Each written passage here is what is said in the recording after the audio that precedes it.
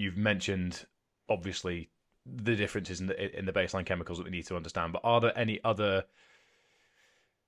chemicals that are useful to understand before we dive a little bit more into how people can manage this from their own perspective? Because as you mentioned, dopamine is understood one way. Media and general narrative around this tends to make it very linear, whereas it's obviously much more complex than that. So do you want to just almost go through a definition of terms as Hmm. such before we dive into how people can manage this better at home? Yeah, for sure. So you want me to stay within dopamine or explain the four that I think are important? The four that you think are important, I Yeah. think. Just really lay it out, because obviously we've covered them already, but some people might be listening and trying to track back, thinking which one's that again.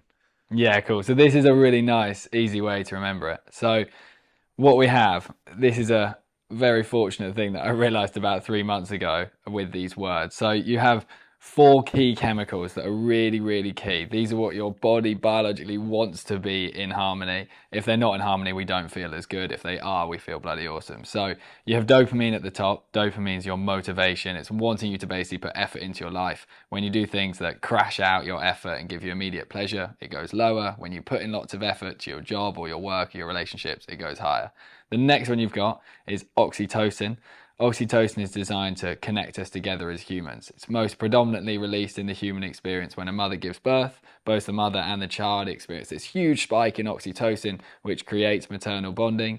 It then is experienced loads throughout our life, any time in which you're deeply connecting with people or deeply connecting with yourself. So it really connects into the self-talk and the internal relationship. So you've got dopamine, then you've got oxytocin, then you've got serotonin, which is the one responsible for really, like, from a psychological perspective, it's all about our mood and our happiness and our emotional state.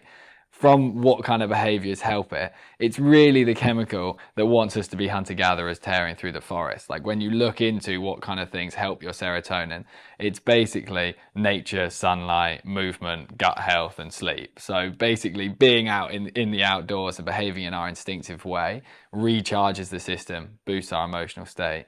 And then our final one is endorphins. So that's the pain tolerance one, when you physically push the body really hard. And if you look down that list, you've got dopamine, oxytocin, serotonin, endorphins. Down the side of those letters, it spells dose, which is Yep. heaven. So you basically want to be thinking, am I getting my dose of chemicals each day? Am I doing something that's effort? Am I doing something that connects me to myself or others? Am I doing something that connects me with my instincts? So am I getting outside? Am I getting into natural light first thing? Anything like that? And then am I doing something that physically uses my body? Because they've got to be used. That's why we've got them.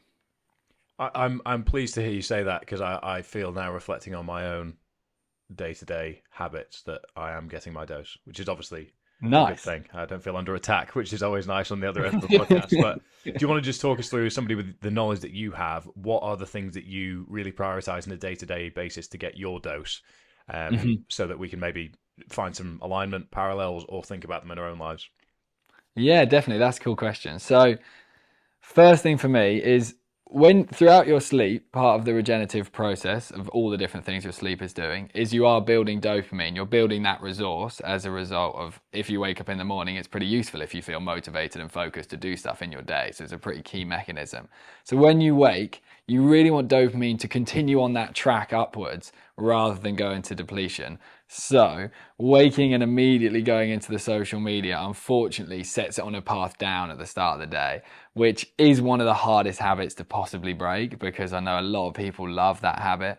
But for me, charging my phone on the other side of the room, learning to use my iPad as my alarm, because the iPad doesn't have the addictive pull for me. So I have the iPad as the alarm, don't have social media on the iPad, and waking up, turning the alarm off. And immediately what I did to start kind of like breaking that pattern of straight into the phone, was just like, in my day state, walking to the bathroom, picking up my toothbrush and immediately starting brushing my teeth. So I started to kind of like replace the phone with the teeth brushing. Then I'll go downstairs. I always go to the bathroom when I first wake up. Another time that I would have sat and scrolled the phone. I now have a book in the bathroom, so I'll sit, I'll read a couple pages. From a dopamine perspective, reading is total heaven for dopamine. It's something that requires effort and focus. That's why you get a satisfaction feeling after it. Of course, it's also good for survival education. That's what that chemical is designed to do. So, no phone, immediately a little bit of reading, only read a couple pages. And then my next mission is to definitely see natural light. So one of the biggest factors in our sleep is natural light first thing. So then I step outside and get out into outside for a walk. So getting outdoors is a really key part. I'm someone that Doesn't I really love to walk. Like walking is probably my favorite type of movement, but I also know the body needs to be physically pushed a bit harder than that. So each morning I do this process of going on a walk, and then whenever I hit a hill, whenever I reach a hill, I sprint the hills. So that's my kind of like endorphin, physically push it. I do a little bit of press ups and stuff like that when I'm out there. So I get a bit of a buzz first thing.